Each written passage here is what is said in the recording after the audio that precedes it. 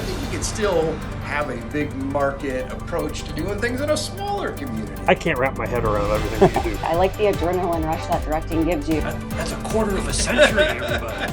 The band's called Twisted Chrome. Nobody talks to you about that in journalism school, do they? I don't think so. An inside look at the people in front of and behind the cameras at NTV on this episode of Inside NTV. Thank you for joining us for another episode of Inside NTV. This one's on the road. This is the show where we talk to folks that are current and sometimes former NTVers, and on camera, off camera, all that fun stuff to learn more about them and to see what goes on into their job and their other jobs. Because right now I'm joined by forecaster Paul Perkins. Paul, thank you for taking a few minutes. Thank you. And we're not an NTV today. No. We're at your full-time job Yeah. at KRVN 880 up in Lexington, as you can kind of see there behind us, the rural voice of Nebraska. And where we do market reports from. There you go. You get the tie-in between KRVN and NTV. It's synergy or whatever those fancy words are they use. You bet. When did you, I know, 1990, right? You started at NTV. Yes. What got you into the whole weather gig there? And then I'm going to talk about your current stuff. You know, I've always watched the weather, even as a little kid. I would keep a little daily diary of how hot and cold it would get, at my hometown, which was north of Dennebrog. I'd keep it kind of a daily diary, get one of those date books and just keep a track of it that way, and always kind of compare it to what it was like in Grand Island down the road and stuff like that. Nice. And you obviously are there not full time. You're there to fill in sometimes when we need you, give you a call and all that fun stuff. But you've been doing it again since 1990.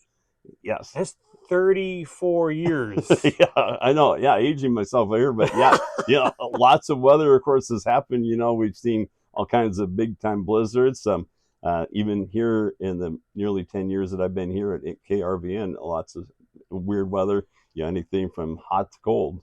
What kind of different stuff? I mean, there's a lot from 90 on as far as the TV station goes, technology and how stuff works. I mean, can you run the gamut from then until now? Because you were on just not that long ago before we recorded this today. Yes. Back in the day in the 90s, we were the weather computer system quite old. We had to plot all of the cold fronts and all of the animations to kind of show what the weather is going to do. Now it's all automatic, so it makes it really easy.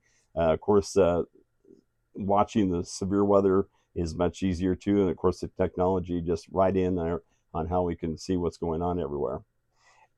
From NTV, so your full-time job, because I do want to talk about that. And I want to talk about you as the person as well. We're at KRVN. Tell us what you do here. I'm on air mostly from 2 until 6 in the afternoon. But before then, I get here about 9:30, get an ag weather segment put together, take a look at, summarize what the weather is doing in our region. High pressure ridge is going to move in and give us some hot weather, or big area of low pressure with some rain and thunderstorms. Kind of give a summary, type that up for the on-air staff so we have that throughout the day. But also, that ag weather segment delves into the long-term forecast, the 6 to 14-day forecast.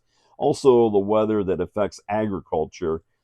And that includes, of course, what weather is doing in other parts of the world, like South America, Europe, and the Black Sea region.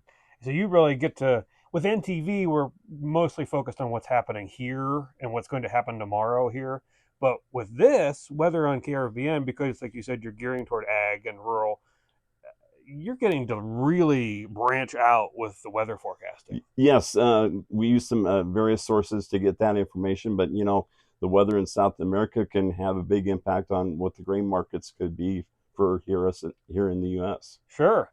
The 2 to 6 time slot. So I'm used to do 6 a.m. to 10, right? Yeah, wake up duty. That's right. The 2 to 6. Tell us a little bit. If you don't listen to KRVN, you should. Yes. At least when you're not watching NTV for the news. Tell us about your shift and what goes on into that. The first hour there's some ag programming, like with our final bell, a recap, a nice long talk show that they have that looks at the final markets for the day. Then we have weather segments. I have weather segments at the top and bottom of each hour. some ag programming through the 3 o'clock hour, but also I get to play some music in the afternoon, especially from like 3:30 to 4, latter half of 4 o'clock, and also the latter half of the 5 o'clock hour too. So a little personality, information, kind of a combo, kind of wraps it all up. KRVN used to play a lot more music back in the day, but it was a little more of a filler, but just kind of information and personality. And also, basically, our efforts are to let everybody know that we are here, always keeping an eye on what's going on. Which is super important. And you guys are really good. Obviously, you're at the head of it, but of severe weather cut-ins, because you do it on TV, but you also do it on the radio. As far as thunderstorm warnings, tornado warnings, all that stuff. You mentioned, and of course, got to mention Monogram Money. There you go. In the afternoon, it's the 3:50. The first time I met Paul, working at NTV, when you filling in for somebody, I don't remember what it was, and the first thing I mentioned was Monogram Money. I mean, that is what people know from. There's a lot of things people know about KRVN. But Monogram Money, you want your initials drawn and win either $8.80 or $880, whatever it is. Yeah, it's appointment listening. We have it, of course, about 9:20 in the morning and 3:50 in the afternoon. And one of the number one things we get when we go out to a station event is, when are you going to spin my initials? It's catchy. It works.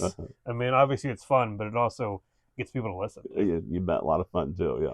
And you lead into Sports Nightly usually. Yes. Right? Yeah, we have some. Yeah, Husker Sports Nightly from about 6 to 8, and then some other talk shows into the overnight. I have one other job I want to talk about that you do. We'll hold that for a second, but about you personally. So tell me a little bit about your background outside of work that you don't mind getting into anyway. You talked about how you're from the Dannebrog area, right? Yes. Yeah, a lifelong Central Nebraska native. Back in college, I always kind of thought, oh, it'd be cool to get a big job somewhere else. But you know what? You like being at home, and I have family in the area. So it's just kind of good to be in the Kearney area, and I enjoy all the friends and relatives around here too. And people know who you are. Yeah. Not just because you're on TV, but you're on the radio and you've been around, and people know who Paul Perkins is. And Central Nebraska is just a friendly place to be. Yeah, absolutely. Lexington's a nice town to work in. Kearney's great, obviously. So, I mean, not that they're the only two, but and this place is a lot of fun. For me personally, just having a tiny bit of a radio background in college as well, it's fun just being here. Yeah, and we're bigger than most radio stations because we have all of that information, anywhere from the news information, and of course to the ag information side too. Not only people working here, but in Lincoln and throughout the state. Yeah, so it's almost like a little empire for radio in Nebraska. Yeah, definitely. Your other job, which I don't know, I won't put words in your mouth, but might be the most fun one. You're the voice of the Tri-City Storm. Yes. The PA announcer. Yes, that's been doing that for at least 7 seasons now. Public address announcer for the Tri-City Storm. We've had some fun years when we've won the Anderson Cup, and there's, of course, some rebuilding years, but always the crowd. It's fun just to get the crowd excited into the game, and I like to think I play a part in that, in trying to get everybody fired up. And of course, it's entertainment. Whether you like hockey or not, it's entertainment. Get people to have a great time. And it's kind of, it's not a major league team, so you're trying to do whatever you can to get people just to come and have fun. Yes, and we have the big Vero Vision screens that we pop people up on there for a contest, and of course in between plays, and just do lots of interaction things that make it a lot of fun for people to be at, especially the kids. How did you land that gig? How did that come about? Always was a hockey fan, and I always kind of wanted to be the public address announcer, but it didn't really work out with my jobs.